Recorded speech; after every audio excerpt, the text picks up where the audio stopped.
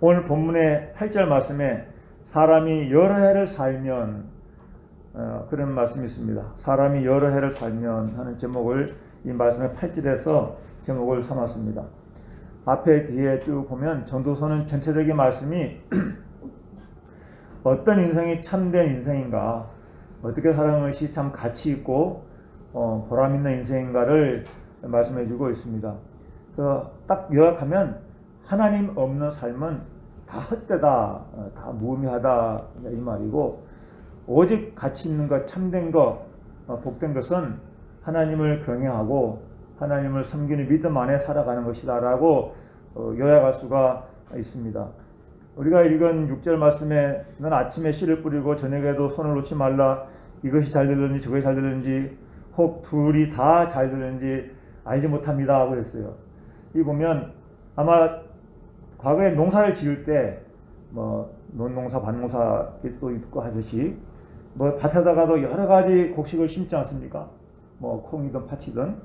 그러니까 아침에 하는 일이 있고 또 저녁에도 일이 있었던 모양이에요. 그러니까 이걸 전제로 해서 이것도 하고 저것도 하고 다 해라, 이렇게 하는 거죠. 이 말은 또 다른 말로 의역을 하면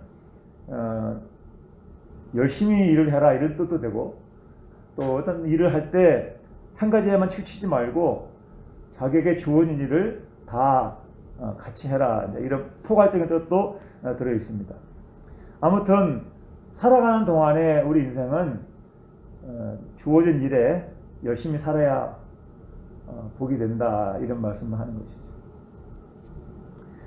그러면서 빛은 실로 아름다운 것이라 눈으로 해를 보는 것이 즐거운 일이로다 하고 이렇게 해서, 그러니까 지금 주제를 8절 말씀을 삼았잖아요. 사람이 여러 해를 살면 이렇게 했는데, 그게 이제 긍정적으로 볼 수도 있고 여러 해 사는 인생을 부정적인 시각으로 볼 수 있어요. 건강하고 평범한 삶을 사는 사람들은 보통 긍정적으로 볼 수 있어요. 여러분, 하루하루 사는 것이 얼마나 즐겁고 복된 일입니까? 긍정적인 시각에서 볼 때. 연세가 이제 70, 80 되신 분들은 과거 우리나라에 그 60년대, 70년대 보릿고개를 지나오면서 가난, 질병, 또 전쟁 이런 게 겪으면서 정말로 세계 극빈국 중에 하나였던 우리나라가 불과 한 3, 40년, 4, 50년 만에 이렇게 세계 10위권을 드나드는 경제대국, 선진국 대열에 들어선 나라가 되었으니, 과거에 보지 못했던, 먹어보지 못했던, 타보지 못했던 자동차 문화, 의복 문화, 음식 문화, 주거 문화, 날로 새롭고 참 즐겁고 복된 것이죠. 그러면 생각하면 즐겁지 않습니까? 우리 젊은이들은 IT 기기, 핸드폰도 좀 쓰다가 실증 나면 금방 또 새거 바꿀 수도 있고, 모든 것이 다 잘 나오고 편리하게 되고, 자동차도 얼마나 좋은 차들이 많이 나오는지, 그런 거 생각하면 우리가 사는 세상은 정말 즐거운 일이 많은 것 같아요. 나 때는 말이야, 그런 말이 한때 유행이잖아요. 옛날에는 그런 거 없었다. 어디 한번 가려면 비부담도로 차를 몇 시간씩 타고, 이제 설 명절이라 고향에 가신 분도 계시고 할 텐데, 이제 코로나 때문에 연행 같지 않은 것은 분명합니다. 국민일보에 그 앞에 사진 보니까 2019년에 설 명절 때 서울역 앞에 인파가 얼마나 많이 몰렸는지, 그때는 그냥 열차가 다 표가 매진되고 그 플랫폼에 사람들이 꽉 서 있을 그런 사진을 한쪽에 틀어놓고, 2020년, 22년 지금 이제 설이 다가오는 시점에 사진에는 썰렁하니 열차 타는 사람이 별로 없어요. 그냥 코로나 겪어보지 못한 그러한 참 고통도 겪고 있는 것이죠. 하여튼 여러 살다 보니까 좋은 일, 굳은 일 다 겪는 것 같습니다. 또 반면에 즐거워할지어다 이 말을 비관적으로 볼 수 있는 사람들은, 늘 몸이 아프거나 늘 삶이 괴로울 사람들은 그냥 마지못해 살아가는 것이죠. 어쩔 수 없이 살아가는 경우도 있습니다. 입버릇이 습관처럼 죽고 싶다 그런 사람도 있습니다. 근데 오히려 그런 사람들은 더 빨리 안 돌아가시는 것 같아요. 더 살고 싶어하는 사람들은 빨리 죽고. 성경은 전체를 봐야 돼요. 전체를. 전도서 일부분만 보면 안 되고 전도서도 1장부터 마지막까지 다 봐야 돼요. 전체 성경에서 우리에게 뭘 하고 말씀하고 있는가를 봐야 되는 것이죠. 여기서 여러 해를 살면 항상 즐거워할지로다 이렇게 했으니까 이 부분만 딱 잡고 또 어떻게 항상 즐거워하느냐 그렇게 반문할 수가 있는 것이죠. 그러니까 저는 말씀 제목을 이렇게 잡으면서 좀 세 가지 말씀 드리려고. 하나는 여러 해 사는 날. 여러분 이제 설 쉬면 이제 떡국 드시면 이제 한 살 더 드시잖아요. 저도 벌써 이제 환갑이에요. 환갑. 참 언제 이렇게 나이가 먹었는지 모르겠습니다. 거울에 감아 보니까 주름이 왜 이렇게 많은지 참 세월은 어쩔 수 없는 것 같습니다. 어쨌든 간에 여러 해를 사는 동안 딱 세 가지 말씀드리고 싶어요. 첫째 하나는 하나님과 관계를 화목하게. 하나님과 가까이. 오늘 말씀의 핵심이 그거예요. 여러 해 사는 날 동안 우리가 세 가지를 심으면 좋겠다. 두 번째는 이제 종말 의식을 갖고 살아야 되겠다. 종말 의식. 오늘 말씀에 7절에 그랬잖아요. 8절에 그러나 캄캄한 날들이 많을 것이다. 어두운 날이 많을 것이다. 캄캄한 날, 종말이에요. 종말. 사는 날도 있고 죽음의 날도 있고 죽는 날도 있고 즐거운 날도 있고 슬픈 날도 있고. 근데 궁극적으로는 세상 끝이 온다는 것이니까 성경이 뭐라고 그랬어요? 심판하리라. 심판하실 줄 알라. 9절 말씀에 심판이 있다. 그랬으니까 종말의식. 그래서 제가 강조하는 기독교 5대 복음, 기독교 핵심 신앙 5가지 제가 늘 강조하는 거 오늘 또 한번 되새겨보고 사는 날 동안 선을 행하는 삶을 살아야 되겠다. 우리가 여러 해 뭐 60년이든 70년이든 100세를 살든 120을 살든 여러 해를 사는 날 이것은 분명히 우리에게 은총인 것은 분명합니다. 우리가 살아있는 것이 기회이고 은총이고 축복인 것이 분명합니다. 아무리 환경이 힘들다 해도 몸이 아프다 해도 어쨌든 지금 생명이 있다면 그것은 좋은 것입니다. 어떻든 간에 죽는 것보다 살아있는 것이 감사한 것입니다.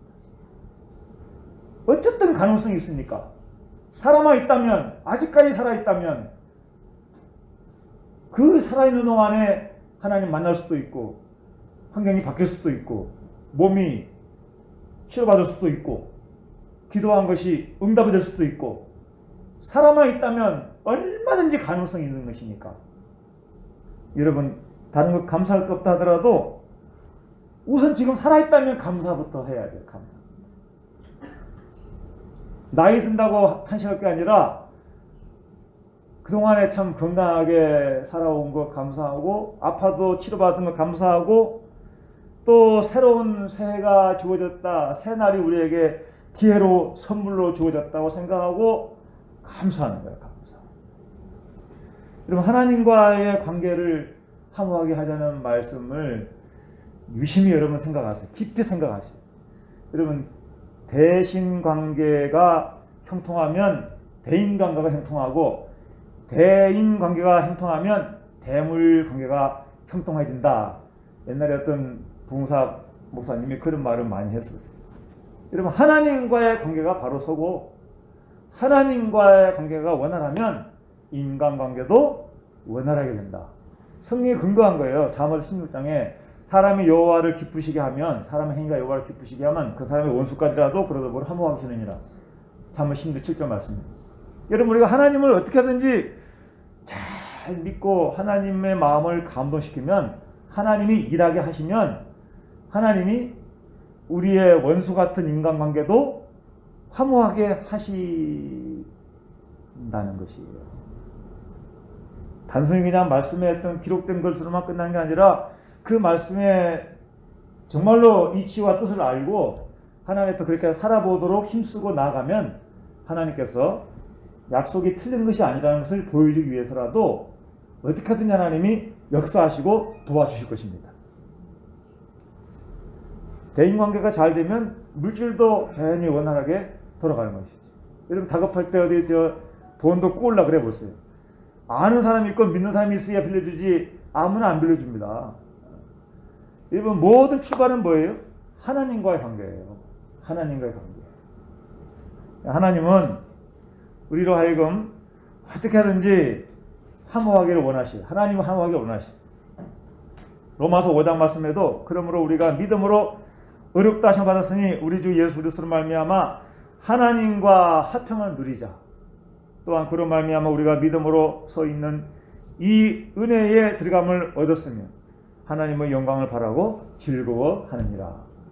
하나님 우리를 구원하셨으니까 자녀가 되었으니까 더 말할 것도 없이 하나님을 기쁘게 섬겨야 되지만 때로는 고난 중에라도 때로는 환난 중에라도 하나님 나라를 바라보면서 하나님의 사랑을 생각하면서 하나님과 가까이 하고 하나님과 화평을 누리면 우리는 죄가 있어 가까이 갈 수 없는 존재였지만 예수 그리스도로 말미암아 예수님께서 우리의 죄를 다 속량해 주셨으니 대신 형벌을 받으셨으니 우리는 믿음으로 의롭다함을 받았고 하나님과 화목할 수가 있게 된 것입니다. 여러분 하나님과 화목하게 되시기를 바랍니다. 하나님과 화목하게 되는 거 어떻게 화목하게 될까요? 하나님이 싫어하는 걸 하지 않아야 돼요. 하나님이 기뻐하는 걸 해야 되겠죠. 하나님은 모든 자연을 순리대로 운행하셔. 순리대로.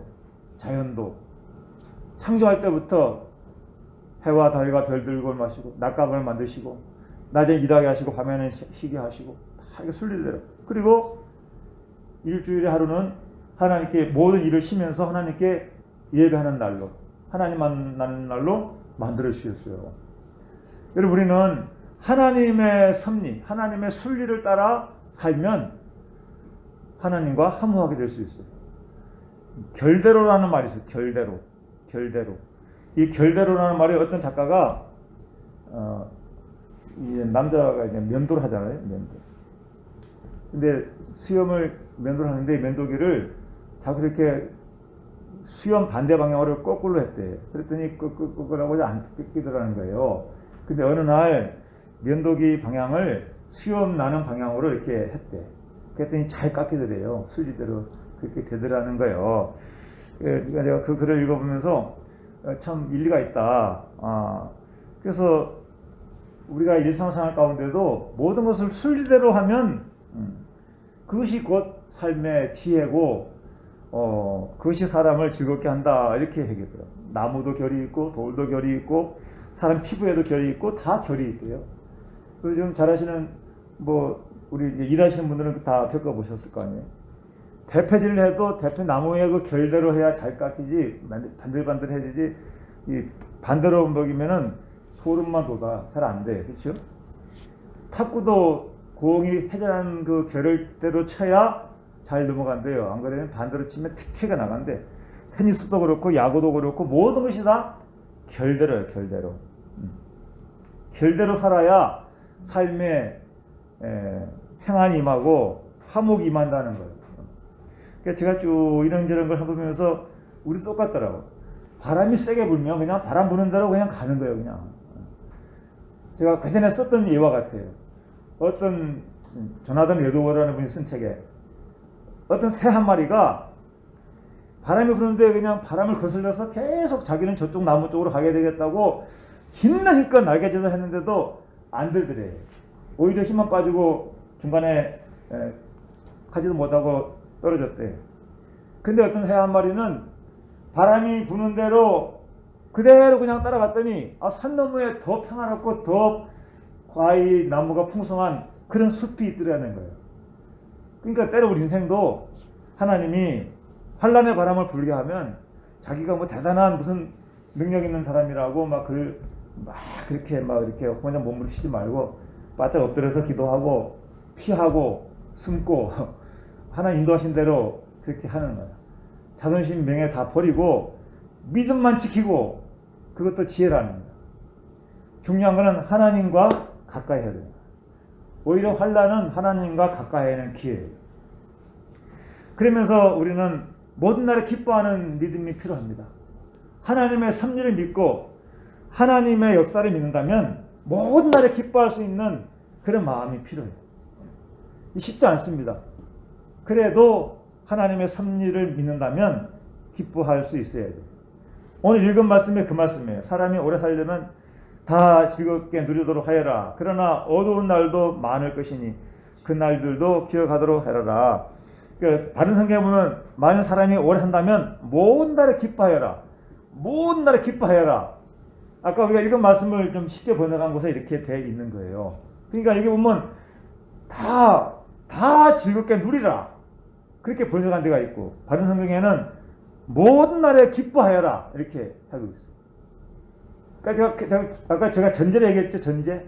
하나님을 믿는 믿음 안에서 하나님의 순리를 따라 하나님을 섬기는 순리에 따라 믿음의 시각으로 바라보고 모든 일을 긍정적으로 생각하는 것입니다. 그러면 하나님 앞에 기쁨을 누리는 삶을 살 수가 있을 것이라고 하는 것입니다. 하나님과 화목하려면 어떻게 하든지 우리는 죄를 멀리하고 하나님께서 기뻐하시는 진리와 의를 따라가는 그런 결단, 그런 의지가 필요합니다. 왜냐하면 우리가 사는 세상은 오직 모든 것이 다 죄, 사탄의 역사, 정말 인간의 그 타락한 본성으로 말미암아 하합할 수 없는 성경의 정신과 완전히 반대되는 그러한 일들이 많기 때문에 하나님을 가까이 하기 위해서는 의지적으로 하나님을 찾아야 하고 기도도 해야 되고 그런 것입니다. 즐거워하라는 것의 근거는 뭐냐면 이 복음이라는 게 복음이라는 말이 헬라어로는 유앙겔리온이라는 말인데 그 뜻이 기쁘다, 즐겁다, 희락이 넘친다 이런 뜻이었어요. 그러니까 복음은 이제 한문으로 쓴 것이니까 복된 소식, 기쁜 소식 이런 뜻인데 그 유앙겔리온의 원 뜻이 희락이 넘친다, 기쁘다 그런 뜻이다. 그러니까 이 복음이 뭐예요? 하나님이신 예수님이 이 땅에 인간의 몸으로 입고 오셔서 우리를 구원하신다는 거예요. 구원. 예수님 오셔서 죄인을 구원하셨다. 이것이 기쁜 소식이라는 거예요. 그러니까 복음은 상처 입은 자를 기쁘게 하고 찬송하게 하고 춤추게 하고 기쁨으로 뛰놀게 하는 그 역사, 능력이 그 속에 있다는 것입니다. 루이스가 이런 말을 했습니다. 마귀는 유머를 알지 못하는 존재다라는 표현을 썼습니다. 마귀는 웃지 못하는 존재, 기쁨이 없는 존재라고 하는 것입니다. 마귀는 빼앗는 자고 참선한 자고 또 죽이는 자인데 마귀가 웃을 리가 없겠죠. 그러나 복음은 우리로 하여금 하나님 앞에 우리를 치유하게 하시고 새롭게 하시고 변화되게 하시고 하나님의 자녀되게 하시고 천국 백성 되게 하시고 우리로 하여금 영원한 나라에 들어가게 하셨으니 얼마나 기쁘고 감사한 일입니까? 여러분들 다른 거는 기뻐할 일이 없다 하더라도 여호와로 인하여 기뻐하시고 복음, 복된 소식, 예수님 오셔서 구원하시는 이 복된 소식만으로 인하여서도 기뻐하시고 우리 스스로의 정체성, 하나님이 나를 택하셨다, 나를 자녀 삼아 주셨다, 하나님 지금도 우리와 함께 하신다, 나와 함께 하신다, 나를 인도하신다, 그 꼭 믿음 가지시고 하나님 앞에 감사하며 즐거운 삶을 사시기를 바랍니다. 두 번째가 말씀하는 게 종말의식. 기독교 복음의 5대 핵심을 창조, 구속, 섭리, 재림, 천국 이렇게 제가 이렇게 얘기했어요. 교단마다 뜻은 있는데 성결교에서는 신유, 중생, 신유, 성결, 재림 그렇게 하거든요. 순복음교회는 중생, 신유, 성결 마지막에 축복이 되어 있더라고요. 축복. 오중복음, 삼박자 축복 이렇게 하는 거. 중생, 성결, 신유, 재림, 축복. 저는 그거 갖고 하는 게 아니에요. 성경을 기독교의 뼈대가 되는 핵심 복음의 3요소를 창조, 그 다음에 구속, 그 다음에 회복 이렇게 얘기하거든요. 그래서 이걸 좀 풀어서 얘기하면 창조신앙, 구속신앙, 섭리신앙, 재림신앙, 마지막이 천국. 그러니까 여기서 이제 섭리는 뭐예요? 구원받은 자를 성령께서 친히 보호하시고 인도하시고 함께하시고 이게 하나님의 섭리, 성령을 통한 섭리. 재림이 뭐예요? 재림? 예수님이 다시 오시는 것이죠. 다시 오시면 이 땅에 종말이 오는 거예요. 우주적 종말이 오는 것입니다. 그러니까 우리가 우주적 종말이 오지 않더라도 우리는 다 육신의 수환이 차면 세상을 떠나게 돼 있어요. 아까 제가 처음에 말씀드렸죠. 캄캄한 날들이 많으리니 할 때 캄캄한 날은 어둠의 날. 이것을 다른 번역에서는 죽는 날이 있음을 기억해라 이렇게 번역됐다 그랬죠. 어떤 성경에는 어두운 날이 고난의 날. 그러니까 기쁘고 즐거운 날도 있지만 때로는 슬픔과 아픔의 날도 있다. 캄캄한 날이 있다. 이렇게 얘기해서 서로 대조적으로 같이 표기를 해놨습니다. 그러니까 여러분들은 이거를 신앙생활에 전체로 적용한다면 캄캄한 날을 생각해라. 그날 있음을 기억해라. 그 다음에 말씀과 다 이어보면 심판이 있다는 거예요. 심판이. 그러니까 종말 의식을 갖고 살아야 된다. 종말 의식. 이 세상이 영원한 게 아니고 인생이 영원한 게 아니고 사람은 다 한 번 살다가 세상을 떠나게 되는데 이 마지막 떠날 때에 어떤 삶으로 살다가 떠나야 천국 들어가고 인생에 가치 있는 인생이 될 것인가 하는 거지요. 그래서 우리가 하나님을 잘 믿고 경외해야 한다 하는 거예요. 히브리서 9장 27절에 여러분 잘 아시는 말씀이 있어요. 한 번 죽는 것은 사람에게 정해진 것이요 그 외에는 심판이 있으리니. 심판이 끝이 아니고 그 이후에 한번 요한복음 5장 28절 29절 한번 성경 보시는 분들 한번 보겠어요. 이를 놀랍게 여기지 말라. 무덤 속에 있는 자가 다 그의 음성을 들을 때가 오나니. 29절 다 같이 한번 합시다. 시작. 선한 일을 행한 자는 생명의 부활, 악한 일을 행한 자는 심판의 부활로 나오리라. 그러니까 사람이 다 죽어요. 죽는데 예수님께서 이제 임하시고 재림하시고 그때 일어날 일이 무덤 속에 있는 자들이 다 그의 음성을 들을 때가 온다는 거예요. 이건 성경에 기록된 사실이에요. 여러분 창조가 믿어지면 이 말씀이 다 믿어지는 것입니다. 창세기 1장 1절이 믿어지면 예수님의 육신, 성육신 된 것도 믿어지게 되고 동정녀 탄생도 믿어지게 되고 부활도 믿어지게 되고 재림도 믿을 수가 있게 되는 거예요. 창세기가 믿어지면 계시록도 믿어지는 거예요. 믿음 가지시기를 바랍니다. 부활 때 우리는 어떻게 부활해요? 의인의 부활이 되겠습니까? 악인의 부활이 되어야 되겠습니까? 우리는 선을 향한 자가 되어 생명의 부활로 나가야 될 줄로 믿습니다. 우리는 세상에 살면서 근심한 날이 많습니다. 캄캄한 날들이 많다 했으니까 여러분 우리 궁극적으로는 이제 이 세상에 종말이라는 것이 있지만 이 세상에 살면서 여러 해를 사는 동안에 우리가 겪으면서 살아야 될 중에 때로는 고난도 있고 때로는 그런 어려움이 있기 마련이죠. 그러나 근심을 이기는 유일한 길은 무엇이겠습니까? 여러분 시카고 러시 대학교 메디컬 센터에서 이런 조사를 해본 적이 있답니다. 65세 이상의 노인 1064명을 대상으로 걱정 및 스트레스에 대한 반응을 조사했는데 3년부터 6년이 경과된 시점에 1064명의 조사 대상자들을 추적해 본 것입니다. 늘 걱정하며 스트레스를 많이 겪은 사람들은 알츠하이머병에 걸릴 확률이 2배가 더 높다는 거예요. 결과는 걱정이 많고 스트레스에 많은 사람들이 빨리 거기에 걸리는 사람들이 많았다. 그러니까 우리가 해야 될 일은 뭔가 근심이 많으면 근심을 믿음으로 김은호 목사의 근심을 이기는 길이라는 책에 이런 말이 있어요. 많은 사람은 근심 자체를 잃어버리라고 조언한다. 어떻게 잊을 수 있겠습니까? 근심을 이길 수 있는 유일한 길은 믿음을 갖는 것이다. 이렇게. 하나님 안 믿는 사람들은 뭐라도 믿고 근심을 털으려고 그래요. 우리 하나님 믿는 사람들이니까 하나님 앞에 근심을 맡기면서 어둠의 날을 극복해야 한다는 것입니다. 근심은 생명의 적이라는 말이 있어요. 셰익스피어가 그런 말을 했습니다. 근심은 생명의 적이다. 염려는 우리의 건강 해체뿐만 아니라 우리의 삶 전체를 파괴하는 무서운 힘을 가지고 있다는 것입니다. 여러분 정말로 하나님을 믿는다면 근심을 떨쳐야 돼요.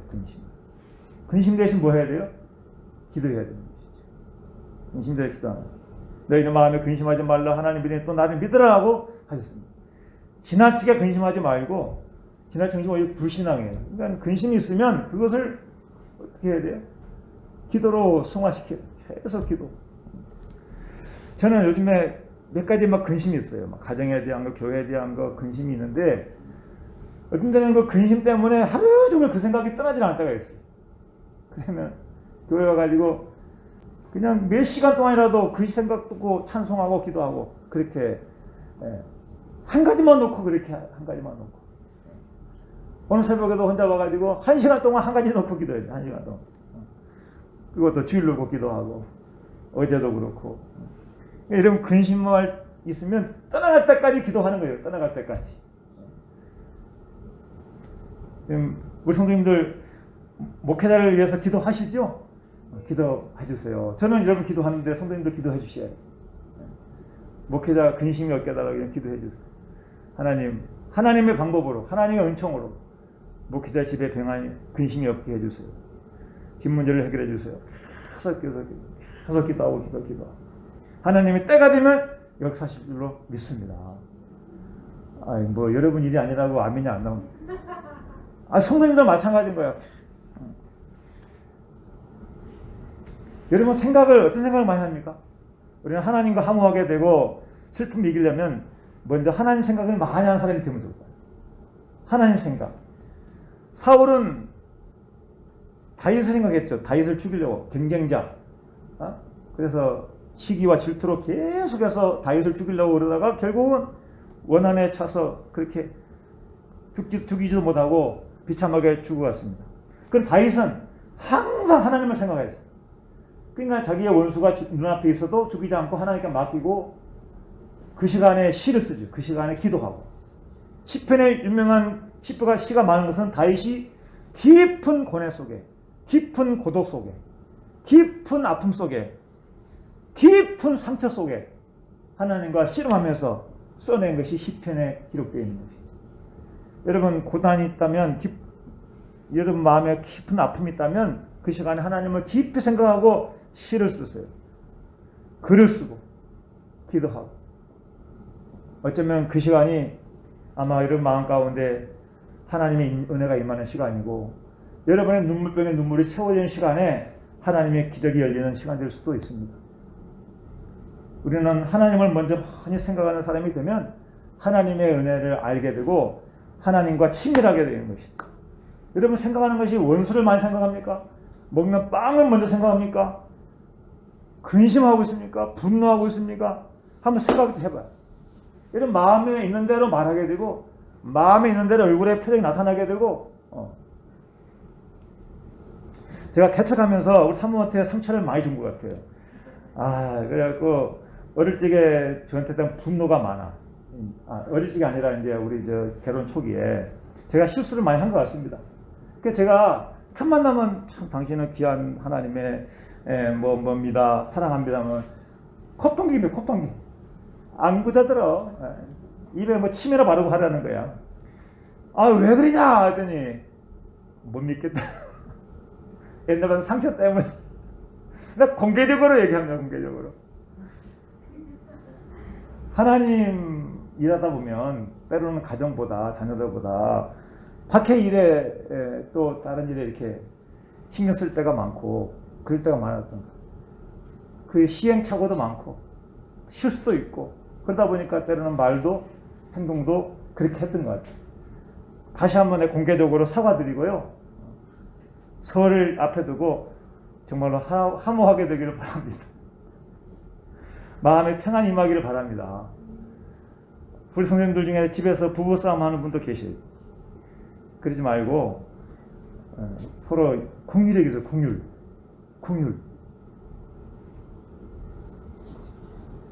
자녀들에 대한 부모가 자녀들에 대해 분노하게 되면 그 분노의 발단이 부부관계에서 시작된다고 그러더라고요.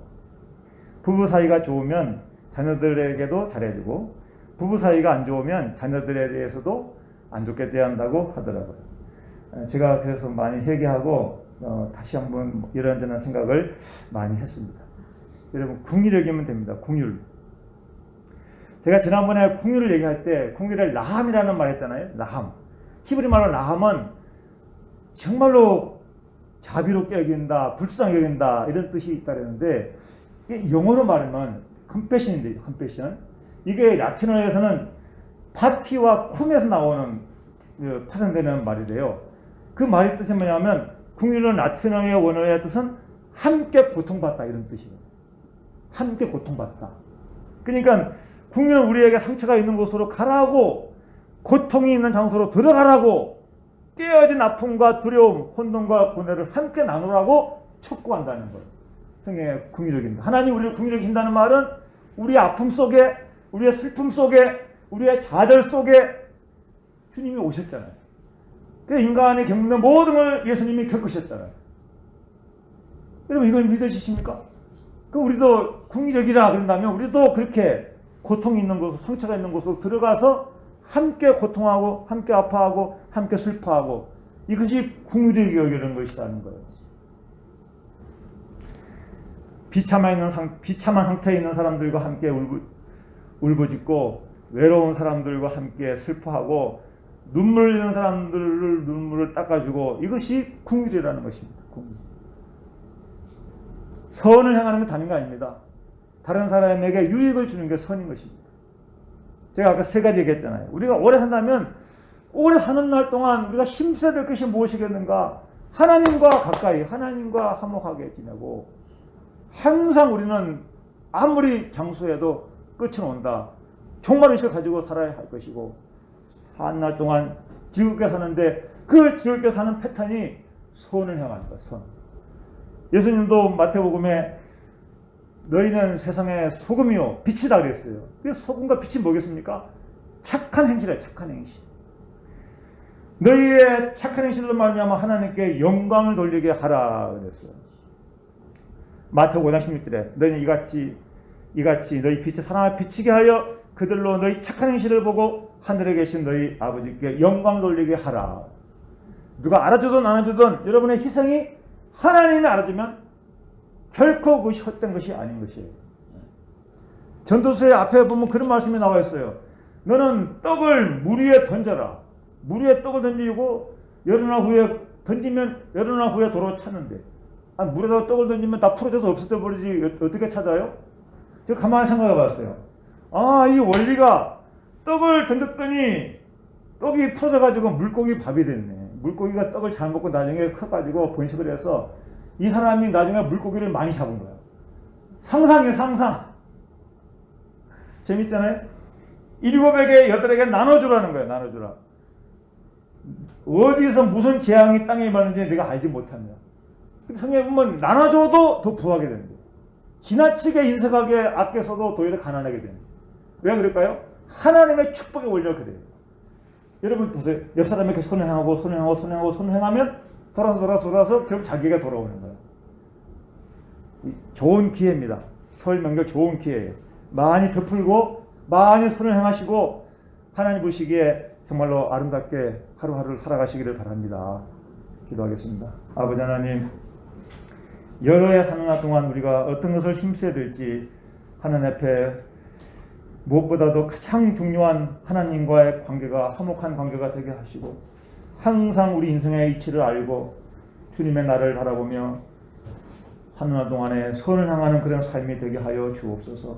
예수님의 이름으로 기도하옵나이다. 아멘.